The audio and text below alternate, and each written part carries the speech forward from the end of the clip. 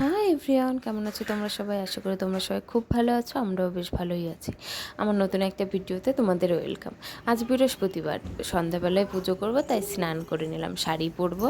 তাই যে শাড়ি আমি যতটুকু পারি পরার চেষ্টা করি। আমি অত ভালো শাড়ি পরতে পারি না, কিন্তু আমি চেষ্টা করি গুছিয়ে একটু শাড়ি পরার। এই যে আমার ছোটো মেয়ে এসে আবার বলছিল, মা তুমি শাড়ি পরছো, ভালো লাগছে তোমাকে দেখতে।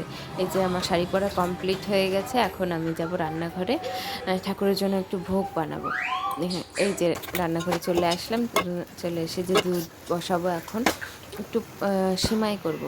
জানি আমি লক্ষ্মীমার পায়েস পছন্দ, কিন্তু আমার কেন জানি না আজ মনে হচ্ছে একটু সেমাই বানাই, তাই জন্য যে সেমাই বানাবো এখন।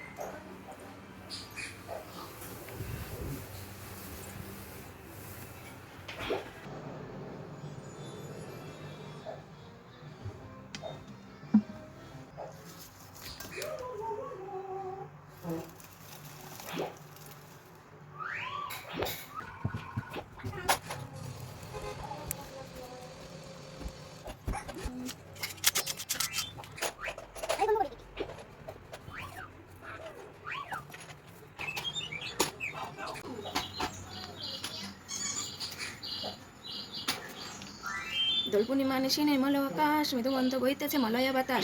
রত্নসিংহাসনে বসে লক্ষ্মীনারায়ণ, বিরাজে বৈকুণ্ঠ ধাম অতি সুভাষণ। মনসুখে নানা কথা আলোচনা করে, সহসা নারদ সেথা আগমন করে। লক্ষ্মীনারায়ণের ঋষি প্রণাম করিয়া করজোরে এক পাশে রহিয়া দাঁড়াইয়া নারদের মনে প্রণাম করিয়া এবে যে যেথা যেখানে লক্ষ্মীর ব্রত কথা হইল সমাপন। হরি হরি বল সবে ভরিয়া বদন।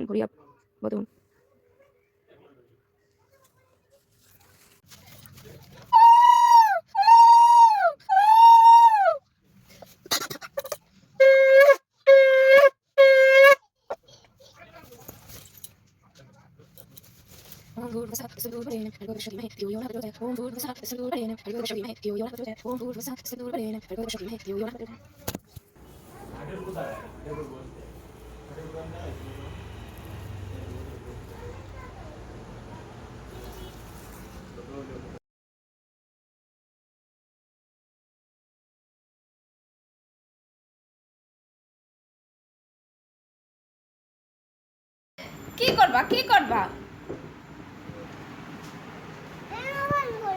কেন কেন খুলছো?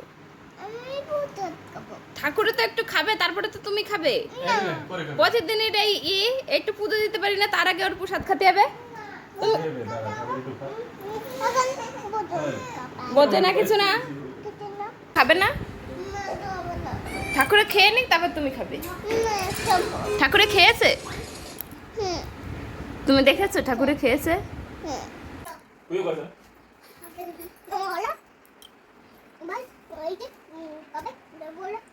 নাও নিয়ে আসো ঠাকুরের প্রসাদটা, ওইটা নিয়ে আসো। কি খুশি?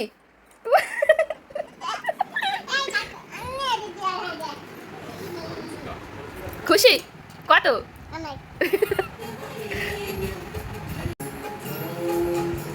এই পাতা একটুখানি লেগেছিল, তাই খেলে তুমি? এত ভালো পায়েস কেউ খায়? তোমাদের বাড়ি কেউ খেত?